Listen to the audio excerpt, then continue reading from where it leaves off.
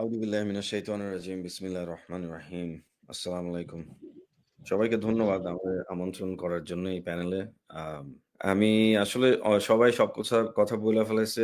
ফাইসাল তো অনেক কিছু পুরাটাই বেসিক্যালি কভার করছে। ফিলোসফিক্যাল হিস্ট্রি ইত্যাদি, ইত্যাদি। সো আমি জাস্ট কয়েকটা কথা তাহলে চেষ্টা করি। ১ম এ যেটা আম আ ফাইসালের বক্তব্যটা আমি একটু ব্যবহার করব। বাট একটা পয়েন্ট আমি এড করতে চাই। সেটা হলো গিয়ে মডার্ন লিবারালিজম সম্ভবই হইতো না যদি না মব ভায়োলেন্স ফাউন্ডেশনালি একটা রোল প্লে না করত। সো বাংলাদেশের সুশীল লিবারেলরা যে এত মব করে, ওদের entire concept of egalitarianism comes from the foundational act of mob violence, যেটা হলো গিয়ে আমরা যদি 1789 থেকে 1794 এর ফ্রেঞ্চ রেভলিউশনের দিকে তাকাই, ১ম দিকে এটাকে আর্টিকুলেট করা হয়েছিল মব ভায়োলেন্স হিসাবে। ১ম এ ওয়ার্কারদের যেই স্ট্রাইক গুলা ছিল, তারপরে রেজিমের এগেইনস্টে যেভাবে স্টর্ম করে ফর্ট্রেসের মধ্যে ঢুকে যাওয়া হয়েছিল। পরে তো রেইন অফ টেরর এর কথা আমরা জানি। সো লিবারালিজমের ফাউন্ডেশনটাই একটা ভায়োলেন্ট একটা ইতিহাস এবং এই ইতিহাসের মাধ্যমেই একটা মডার্ন রাষ্ট্রর কনসেপ্টটা আমরা পাইছি আরকি আধুনিকতার মধ্যে। তো এইটা হলো গিয়ে একটা কন্ট্রাডিকশন। একদিক দিয়ে এটা হবে, পরে আবার আলোচনায় আমরা দেখতেছি যে ধইরাই নেওয়া হইতেছে যে একটা রাষ্ট্র আছে এবং তাই অন্যান্য যত রকমের সহিংসতা এবং যত রকমের ভায়োলেন্স এবং যেই গ্রুপস গুলাকে পলিটিক্যাল আইডেন্টিটিকে অ্যা বাংলাদেশের সিভিল সোসাইটি দেখতে পারে না, অর্থাৎ যাদের ইসলামী কিছু কোয়ালিটিস আছে, তখনই তাদেরকে ধরা হবে সম্পূর্ণ একটা তাদের কোনো বেসিক্যালি মব বইলা তাদেরকে ক্লাসিফাই করা হয় যাতে তাদের পলিটিক্যালিটি না থাকে। মানে দেখানো যে এরা পলিটিক্যাল উইল এরা আসলে ইউজ করতেছে না। এরা জাস্ট মব ভায়োলেন্স করতেছে। তুমি যেটা বললা যে হিস্ট্রি অফ রিজন এর সঙ্গে ওইটার একটা সংযুক্ততা আছে। যে বেসিক্যালি মবরে ধরা হয় একটা রেশিয়ালাইজড আনরিজনেবল ভায়োলেন্স আকারে। এবং এইটার ইতিহাস আছে যে খুব ইন্টারেস্টিং ব্যাপার যে ফ্রেঞ্চরা যখন ইগালিটারিজম কায়েম করতে চাইলো এবং ওদের মডার্ন স্টেট বানানো, ওই সময় যখন আবার হেইশিয়ান রেভলিউশন হইলো, ওইটাকে ধরা হয়েছে প্রিমিটিভ ভায়োলেন্স। ওরা যখন কৃতদাস প্রথা স্লেভ ওনারদের পুরা হ্যাঁ, জ্বালানো শুরু করলো, হ্যাঁ, তখন ওই ভায়োলেন্সটাকে ধরা হইলো এটা তো প্রিমিটিভ ম্যাডনেস, এটা স্যাভেজারি। সো মব কথাটার মধ্যে আস্তে লিবারালিজমের মধ্যে একটা কন্ট্রাডিক্টরি একটা জিনিওলজি আছে। একদিক দিয়ে এই জিনিওলজির মাধ্যমেই লিবারাল রাষ্ট্র, লিবারাল দুনিয়াদারি তৈরি হইলো। আরেক দিক দিয়ে যখন রেশিয়ালাইজড সাবজেক্টরা এই কাজগুলা করা শুরু করলো, তারা যখন আন্দোলন করা শুরু করলো, তারা তখন কৃতদাস প্রথার বিরুদ্ধে আন্দোলন করা শুরু করলো, তারা যখন ভায়োলেন্স ব্যবহার করা শুরু করলো রেজিস্ট্যান্স আকারে কলোনিয়াল প্রসেসের এগেইনস্টেও, ওইটাকে আবার ধরা হইলো কন্টিনিউয়াসলি একটা ধরুন বাজে রকমের মব। সো আকিল ভাই এখানে একটা ইন্টারেস্টিং কথা বলছেন যে মবের ভিতরেও পলিটিক্যাল আইডেন্টিফিকেশন এর ব্যাপার খুবই ইম্পর্টেন্ট, যে কোনটা কোন ধরনের মব।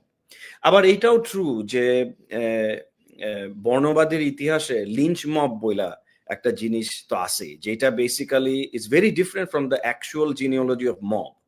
লিঞ্চ মবের জিনিওলজিটা একটু ডিফারেন্ট। সো আমরা যখন এই আলোচনাগুলো করব, আমাদের এই ব্যাপারটা ক্লিয়ার থাকতে হবে। কারণ বাংলাদেশের সো কল্ড বামরা কন্টিনিউয়াসলি ইসলামী মবরে লিঞ্চ মবের সঙ্গে তুলনা করতে চায়। কারণ বাংলাদেশে ডান বামের কোনো পুরা টোটাল জগা খিচুড়ি কনফিউশন।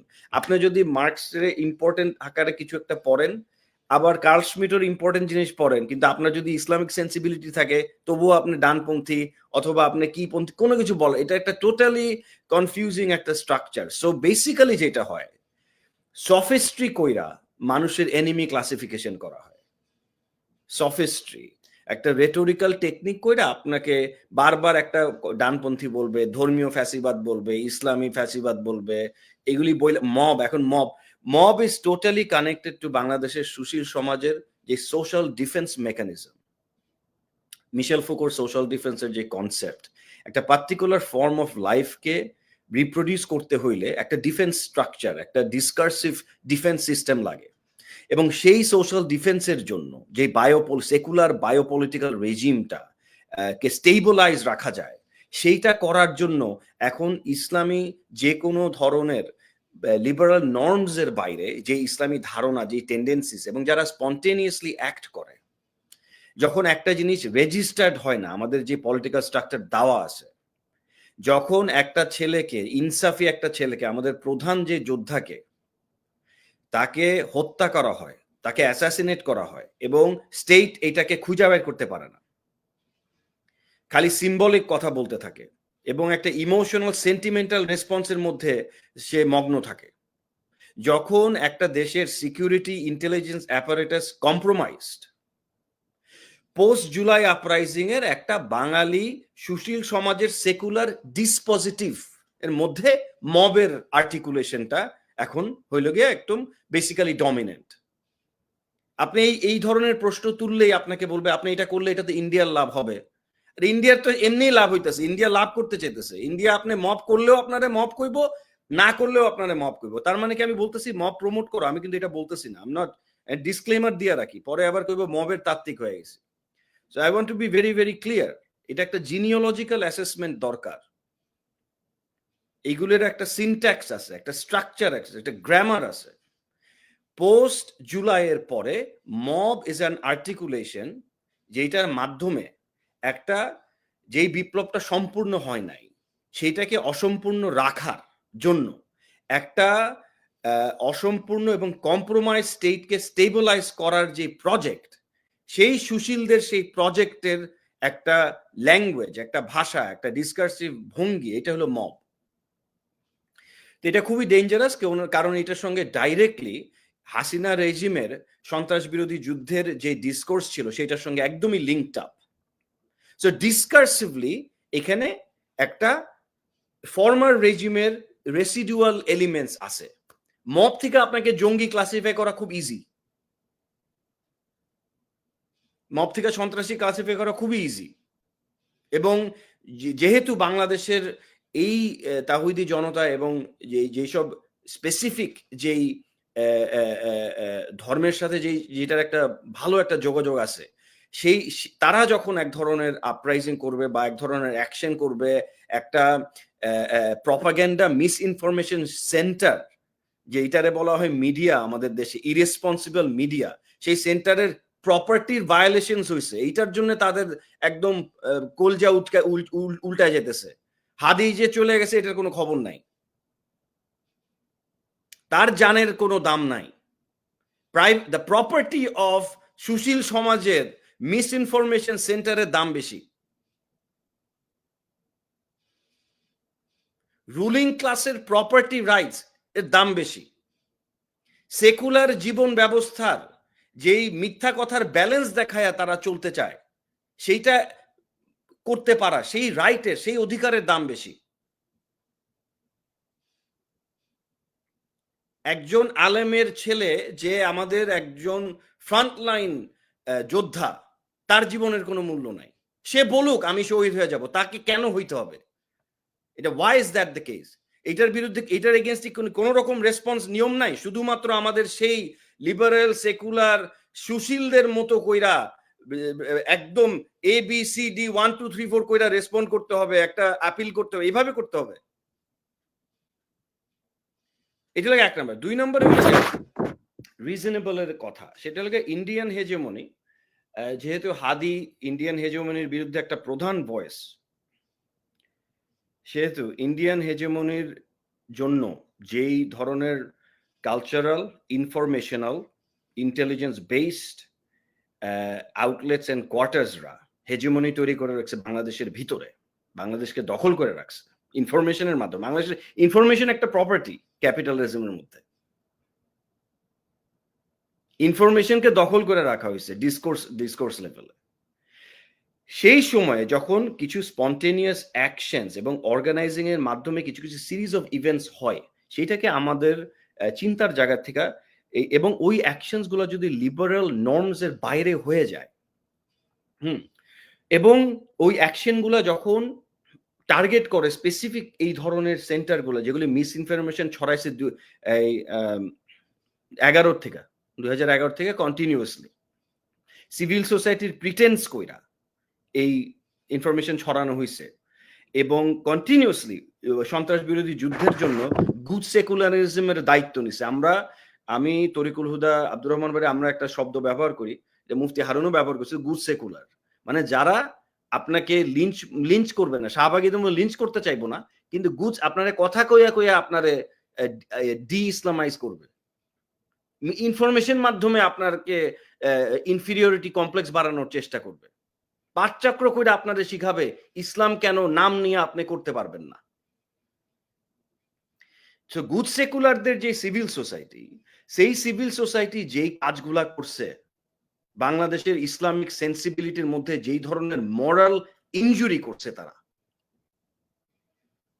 সেইটার রেসপন্স আকারে যখন একটা জুরিডিক্যাল সিস্টেম একটা আপরাইজিং হওয়ার পরে ওই রেসপন্সটা করতে পারতেছে না, ঠিক মতো ওইটাকে ঠিক করতে পারতেছে না, তখন একটা ফর্ম অফ আপনার সেটস অফ ইভেন্টস এবং ভায়োলেন্স হইতে পারে। এবং সেইটাকে আপনার র্যাশনালি দেখতে হবে, আপনাকে বুঝতে হবে, সেটার ভাবটা বুঝতে হবে, সেটাকে আপনার জানতে হবে। এবং আপনি যদি আসলেই সলিউশন চান, আপনার এই জিনিসগুলাকে রিয়েলি বুঝতে হবে। সো এটা হলো এক কথা।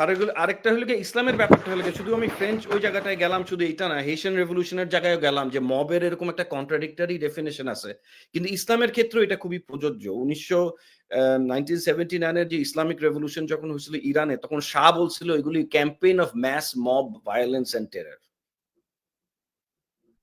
তো এই শাহ রাজা বাদশাদের ল্যাঙ্গুয়েজ এগুলা মব। এবং এইটাকে যে কোনো এক ধরনের পলিটিক্যাল উইল থেকে মুসলিমদের এক্সক্লুড করার যে পলিসি অ্যান্ড ক্লাসিফিকেশন, সেটা হইল গিয়া এই মব ক্যাটাগরিটা হেল্প করে এই জিনিসটাকে এস্টাবলিশ করার জন্য। এটা একটা রেটোরিক্যাল ট্রোপ। এবং এই জিনিসটার মাধ্যমে যেটা দেখানো হয় যে মুসলিমদের প্যাথোলজাইজ করা হয়। এগেন যেটা ফাইসাল বলতেছিল, the man of the madness এর যেই কনক্লুশন, যে এদের মধ্যে পলিটিক্যাল পোটেনশিয়াল নাই, পলিটিক্যালি চিন্তা করতে পারে না, কারণ এরা খালি মব করে ফেলাবে। এই সরকারেরই স্ট্যাটিস্টিক্যাল ইয়া দিয়া এভিডেন্স আছে, ওনারাই বাইর করছে, আলহামদুলিল্লাহ এটা একটা ভালো কাজ করছে। স্ট্যাটিস্টিক্যাল স্যাম্পলিং করে দেখছে যে 82% মানুষ, বাংলাদেশের মানুষ পলিটিক্যালি ইসলাম চায়। এটা কি ধরনের হবে সেটা অন্য একটা ডিবেট, সেটা আমাদের পাবলিক কনসার্ন। আমার সঙ্গে হাদির হয়তো সম্পূর্ণ পলিটিক্যাল ভিশন নাও মিলতে পারে, কিন্তু ও তো আমার ভাই। কিন্তু আমরা তো ইসলামীর একটা ধারার থেকে আমরা এই জিনিসটা চিন্তা করতে পছন্দ করি। 82% মানুষ যদি বলে আমরা রাজনৈতিকভাবে ইসলাম চাই, সেটার অ্যাবস্ট্রাক্ট ধরেন একটা ধারণা থাকলো, সেটার মধ্যে একটা আলোচনা হবে, ইয়া হবে। আপনি ফ্রম দ্য বিগিনিং আপনি বলতেছেন সবকিছু স্যানিটাইজ সেকুলারিজম করতে হবে, সব বন্ধ করতে হবে, ইসলাম শুধুমাত্র কালচার, এটার কোনো পলিটিক্যাল ভিশন নাই, এটা শুধুমাত্র একটা পার্সোনাল জিনিস। এই যে সেকুলার ভিউ অফ অফ ধর্ম, তাহলে আপনার তো কোনো পলিটিক্যাল জায়গা নাই আপনার নিজেকে সম্পূর্ণভাবে এক্সপ্রেস করার এবং আপনার সত্যিকারের একটা রাজনৈতিক ল্যান্ডস্কেপ তৈরি করার, যেটা আমাদের ইতিহাসের ভিতর থেকে আবির্ভাব হবে। সেটার কোনো অপরচুনিটি না থাকলে তখন তো এই ধরনের জিনিসপত্র আপনার, এবং এই এই যে ধারণাটা নরমেটিভ অর্থোডক্স লিবারালিজম, যেটা সারমর্ম সেকুলারিজম, এইটাকে আপনি জোর কইরা খাওয়াইতে যত চাবেন এবং আপনি যখনই কোনো অ্যাভিনিউ তৈরি করতে দিবেন না ইসলামী চেতনাকে ঠিক রাখার, যেটা বেসিক্যালি যেটার মাধ্যমে বাংলাদেশে একটা মুভমেন্ট তৈরি হয়েছিল ব্রাহ্মণদের রুলিং ক্লাসের এগেনস্ট, এবং সেইটা সেই পুরো সাবকন্টিনেন্টালে, এবং সেইটার যদি আপনি অ্যালাউ না করেন তখন এই ধরনের ভায়োলেন্স তো দেখা, এটা একটা স্বাভাবিক একটা রেসপন্স, এটা একটা রিয়াকশন আকারে আসবে আর কি। সো মবের সঙ্গে এই জিনিসটা একটা হলো কন্ট্রাডিক্টরি ইতিহাস ইউরোপের মধ্যে, এবং এটা খুবই সিগনিফিকেন্ট বুঝার জন্য।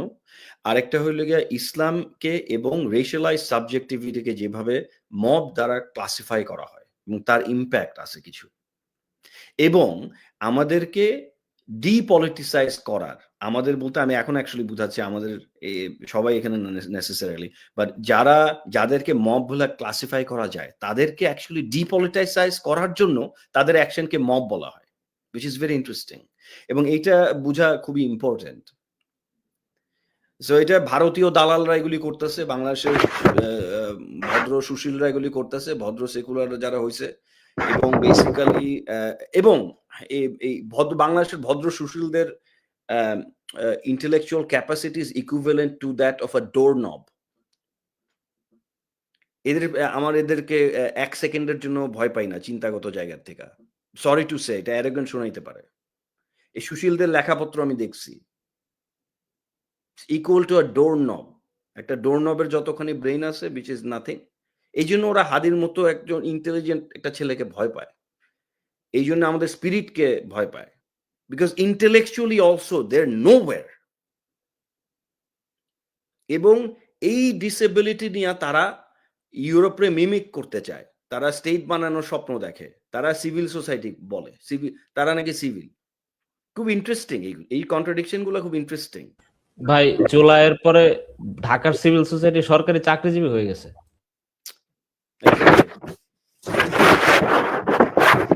তা আমি এই পর্যন্তই রাখি। সেটা হলো গিয়ে বেসিক্যালি আমি মনে করি এই ল্যাঙ্গুয়েজ অফ মব এবং এবং আরেকটা জিনিস যেটা হলো গিয়া আমাদের এই জিনিসগুলো বুঝতে হবে এবং we have to really understand যে সাংগঠনিক তৎপরতা এবং স্বতঃস্ফূর্ততা, অর্গানাইজেশন এবং স্পন্টেনিয়ার মাঝামাঝি যেই ডাইনামিক থেকে পলিটিক্যাল রেসপন্স আসে, প্রোটেস্ট আসে, আপরাইজিং আসে, সেইগুলা যখন অ্যাবসোলুটাইজ হয় সেটাকে বলা হয় পলিটিক্যাল উইল।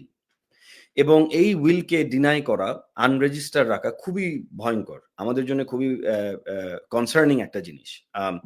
এবং যারাই মব আজকে বলবে ইসলামকে ধর্মীয় ফ্যাসিবাদ বলবে, তারাই কালকে আবার সন্ত্রাস বিরোধী যুদ্ধে নানান ধরনের কোয়ার্টার্স এবং সিকিউরিটি অ্যাপারেটাসের সঙ্গে কাজ করবে এবং একটা বিশাল ভয়ানক আবার আয়নাঘর হবে, আবার এই ধরনের কাজগুলাই বেসিক্যালি এটা continuation of that same discourse. একটা রেসিডুয়াল, একটা হন্টিং, একটা গোস্টলি ভৌতিক একটা প্রেজেন্স এখনো আছে সে আগের রেজিমের। যারা কথা বলতে চায় তারা কথা বলতে পারতেছে না। আমি একদম ডিরেক্টলি বলে দিই, আমার সঙ্গে অনেক যারা ডিসএগ্রিমেন্ট অনেকেই করে জুলাইয়ের পরে যারাই আছে, কিন্তু জুলাইয়ের পক্ষে যারা, তাদের কারো যাতে কোনো রকমের ক্ষতি না হয় সেটা তো আমরা চাই। এবং আমি আশা করি যে আমার ব্যাপারেও এটা ওনারা চায়। এবং এই যে প্রিক্যারিটি, এই যে ইনসিকিউরিটি, এটা কেন হবে একটা যদি আপরাইজিং গণ অভ্যুত্থান যদি হয়ে থাকে আসলে? এবং এই প্রশ্নটা কনস্টিটিউশনের ব্যাপারে খুবই রেলেভেন্ট, কিন্তু শুধুমাত্র কনস্টিটিউশনের না actually. It's also part of আমাদের রাজনৈতিক কালচার এবং এই ডিসকার্সিভ জায়গা থেকে যেই ধরনের ডিফেন্সিভ ভাবে আমরা নানান ধরনের